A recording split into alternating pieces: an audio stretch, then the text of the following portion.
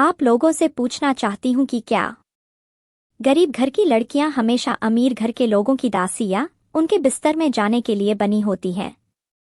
क्या हम गरीब लोगों की कोई जिंदगी नहीं होती? मेरी भी ऐसी ही एक कहानी है, इसे ध्यान से सुनिएगा। मेरा नाम नव्या है, मैं एक गरीब घर की लड़की हूँ। मैं लखनऊ में रहती थी, लेकिन पढ़ी लिखी और बहुत सुंदर थी। मेरे घर वालों के पास मेरी शादी करने के लिए पैसे नहीं थे, इस कारण से मेरी उम्र ढलती जा रही थी। इसी बीच मेरे दोनों निप्पल बड़े हो गए, लेकिन मैं देखने में सेक्सी दिखती थी। एक दिन मेरे लिए बहुत बड़े घर का रिश्ता आया। आगे देखिए मेरे साथ क्या क्या होता है। दोस्तों, आपने मेरे चैनल को लाइक और सब्सक्राइब नहीं किए होंगे तो प्लीज कर दीजिएगा। मेरे पिताजी ने यह रिश्ता मना कर दिया। मेरे पिताजी कहने लगे कि मैं मेरी हैसियत से ज्यादा वालों के यहाँ रिश्ता नहीं करता, और वैसे भी मेरे पिताजी के पास शादी करने के लिए पैसा नहीं था। जब यह लड़के वालों को पता चला तो उन्होंने मेरी शादी का भी खर्च वहन करने के लिए कहा, लेकिन मेरे पिताजी ने मना कर दिए। मेरे पिताजी खुददार व्यक्ति थे, लेकिन रिश्तेदारों के समझाने पर वह मान गए। उन लोगों ने हमसे रिश्ता तय कर लिया। मेरा पति बहुत पढ़ा लिखा था। मैं अपनी शादी से बहुत खुश थी।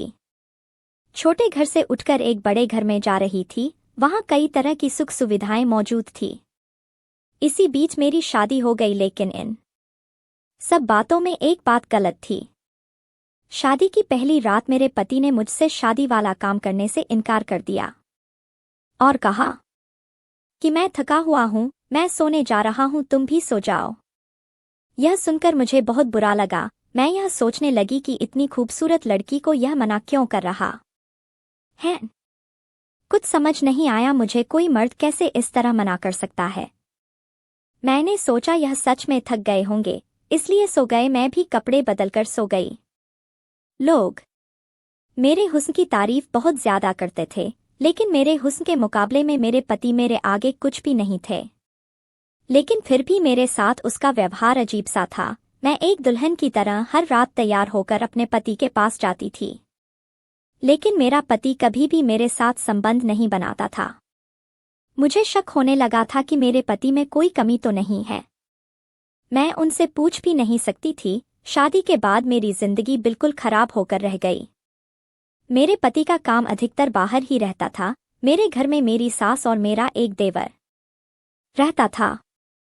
मेरे कमरे के साथ मेरे देवर लकी का कमरा था। मेरे देवर का नाम लकी था। वह आजकल घर में ही रहता था। वह नौकरी की तैयारी कर रहा था। मेरे दिन बहुत मुश्किल से गुजर रहे थे। किसी भी काम में मेरा मन नहीं लगता था। सारा दिन यही सोचती रही थी कि अब क्या करूं। मेरे पास करने के लिए कोई काम नहीं था जिससे मेरा दिल बहल जाए। एक रात मुझे नींद नहीं आ रही थी। मैं पानी पीने के लिए उठी और जैसे ही सामने के कमरे के पास से गुजरी तो लकी की अजीब अजीब आवाज आ रही थी। मैंने देखा दरवाजा थोड़ा सा खुला था। जब मैं दरवाजे से झांक कर देखा तो वह ब्लू फिल्म देख रहा था और अपने औजार को अपने हाथ से हिला रहा था। मैं बहुत हैरान थी, लेकिन मेरी आंखें फटी की फटी रह गई। अचानक मेरा हाथ दरवाजे पर लगा और मैं डर कर अपने कमरे में आ गई। लकी समझ गया कि कोई ना कोई जरूर होगा। अब मेरा दिमाग घूमने लगा, मेरा पूरा शरीर तड़पने लगा। मैं अपने आप को संभाल नहीं पा रही थी। इतने में लकी मेरे कमरे में आ गया और कहने लगा कि भाभी, आप अभी तक सोई नहीं। मैंने कहा, तुम्हारे भैया नहीं है इसलिए नींद नहीं आ रही है। लकी मुझे ऐसे देख रहा था कि बस मुझे करने वाला ही होगा या मेरा शिकार करना चाह रहा होगा। फिर मेरे दिमाग में बात आई कि जब अपना शेर ही शिकार करने के काबिल ना हो तो दूसरे से शिकार हो जाना ही बेहतर होगा। लेकिन लकी तब तक कमरे से चला गया था। मैं अंदर ही अंदर मदहोश होने लगी और तड़पने लगी। मेरी सांस ऊपर से नीचे तक चलने लगी। मैं अपने शरीर को सहलाने लगी। मैं इतनी मदहोश हो गई कि न चाहते हुए भी मेरी उंगली मेरे नीचे तक पहुंच गई। इतने में अचानक कमरे पर दस्तक हुई। मुझे लगा कि मेरी सांसों की आवाज होगी, लेकिन जैसे ही मैंने दरवाजा खोला तो सामने लकी खड़ा था। मेरा दुपट्टा भी नीचे उतर गया। लकी की नज़र जैसे ही मेरे हुस्न पर पड़ी तो वह मुझे देखता ही रह गया।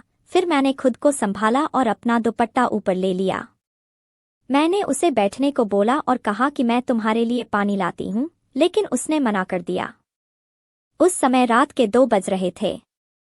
मेरे दिल की धड़कन बहुत तेज हो रही थी। लकी बोला, जब आप मेरे कमरे में झांक रही थी तो मैंने आपको देख लिया था। यह सुनकर मुझे एसी में भी पसीना आने लगा और कहने लगा, भाभी मैं जानता हूँ आपको क्या चाहिए।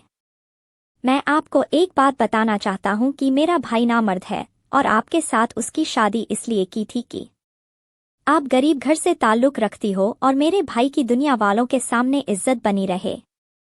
यह सुनकर तो जैसे मेरी जान ही निकल गई। इतना बड़ा धोखा मुझे उम्मीद नहीं थी, लेकिन अब यकीन हो चुका था। मैं अपनी किस्मत पर रो रही थी। लकी ने मुझे शांत कराया और बोला, आप मेरे पास इधर बैठिए, और मुझे सहारा देने लगा। मैं भी जानती थी कि लकी मेरा शिकार करना चाहता है। लकी देखने में बहुत ज्यादा खूबसूरत था, अपने भाई के मुकाबले में बहुत ही ज्यादा सुंदर था। मैंने लकी से पूछा, आज तुम मेरे कमरे में कैसे आ गए, पहले तो कभी नहीं आए। लकी ने कहा, नींद नहीं आ रही थी भाभी, आपको क्या बताऊं, आज मुझे आपकी बहुत याद आ रही थी। मेरा दिल यह चाह रहा था कि अपने सारे पल आपके साथ गुजार दूं। मैं पक्का समझ गई कि आज लकी मुझे छोड़ेगा नहीं। ऐसी बातें सुनकर मैं बहुत हैरानी हुई। आज यह मुझसे कैसी बातें कर रहा है। मुझसे कहने लगा, अगर मेरा आपके कमरे में आना अच्छा नहीं लगा होगा तो मैं चला जाता हूँ। मेरे दिल में अजीब सवाल एक साथ जाग रहे थे, क्योंकि मैं भी शिकार होना चाहती थी। मैंने कहा, नहीं लकी, ऐसी कोई बात नहीं, तुम जब चाहे मेरे कमरे में आ जा सकते हो। फिर मैंने कहा, मेरे पास आकर बैठ जाओ। जैसे ही मैंने उसे अपने पास बैठाया, उसकी आंखों में एक अजीब सी चमक दिखाई देने लगी। लकी बोला, भाभी मैं बहुत ज्यादा बोर हो जाता हूँ। फिर लकी बोला, भाभी मैं दिल से बहुत बुरा हूँ, आप मेरे अंदर की आग बुझा सकती हो। फिर कहने लगा कि भाभी मैं आपके करीब आकर बैठ जाता हूँ, आपको बुरा तो नहीं लगेगा। मैंने कहा, ऐसी कोई बात नहीं है। मुझसे पूछने लगा कि भाभी भाई कब तक आएंगे। मैंने कहा, वह 1-2 सप्ताह तक आएंगे। लेकिन मैंने कहा, ऐसा क्यों पूछ रहे हो। लकी बोला, ताकि हमारे बीच कोई ना हो सके। मैंने अपने देवर से पूछा, मतलब क्या है तुम्हारा इस पर। उसने मेरे दोनों हाथों को थाम लिया। मेरे पूरे शरीर में हलचल होने लगी। मैंने समझा कि वह करने की बात कर रहा होगा। फिर लकी मुझसे कहने लगा, भाभी प्लीज मेरी मदद करो। मैंने सोचा शायद उसे किसी चीज की जरूरत हो। मैंने पूछा, लकी तुम्हें क्या हुआ है, तुम्हें क्या चाहिए। कहने लगा, भाभी प्लीज मुझे सुकून दे दो। मुझे उसकी सारी बातें समझ आ रही थी कि वह मुझसे क्या मांग रहा है। मैंने उसे अंदर बुला लिया। कुछ देर बाद उसकी हरकतें अजीब होने लगी। उसने मुझसे वादा किया कि यह सब हम दोनों के बीच ही रहेगी। फिर मैंने उससे वादा किया कि यह सिर्फ तुम्हारे और मेरे दिल में रहेगी। तुम्हारे भाई को किसी भी प्रकार से पता नहीं चलेगा। उसने मेरे साथ वादा कर लिया। अब वह मेरे और करीब आ गया और बोला, भाभी मुझे गंदी फिल्में देखने की लत लग गई है। ना चाहकर भी अपनी इस आदत को नहीं छोड़ पा रहा हूँ। प्लीज आप मेरी इस आदत को छुड़ाने में मेरी मदद करें। मुझे लगा कि नव्या तू कुछ और ही समझ चुकी थी, लेकिन मेरा सारा भरम अब दूर हो गया था। मैं अब उदास हो गई थी। मुझे लगने लगा कि अब यह सुख मुझे कभी नहीं मिलेगा। लेकिन मैंने भी कसम खाई कि मेरे देवर की यह बुरी आदत को मैं छुड़वाकर ही रहूंगी। कुछ दिन बाद उसने वह आदत छोड़ दी। एक दिन मुझे पता चला कि घर लौटते वक्त मेरे पति की मौत हो गई। उस दिन मैं बहुत रोई और उदास रहने लगी। एक दिन मेरी माँ ने मुझे कहा, नव्या क्यों ना तुम लकी को अपना लो, इससे तुम्हारा जीवन सुख से गुजरेगा। मैंने बहुत सोचा, फिर लकी को माँ के कहने पर अपना लिया। लकी ने मुझे हर तरह का सुख दिया और हम दोनों एक दूसरे के साथ बहुत खुश रहने लगे। मेरा आप लोगों से निवेदन है कि जब भी आप अपनी या किसी और की शादी करते हैं तो प्लीज सोच समझ कर करिएगा। आस पड़ोस से या अपने रिश्तेदारों से सलाह लेकर अपनी बेटी या बहन की शादी करिएगा।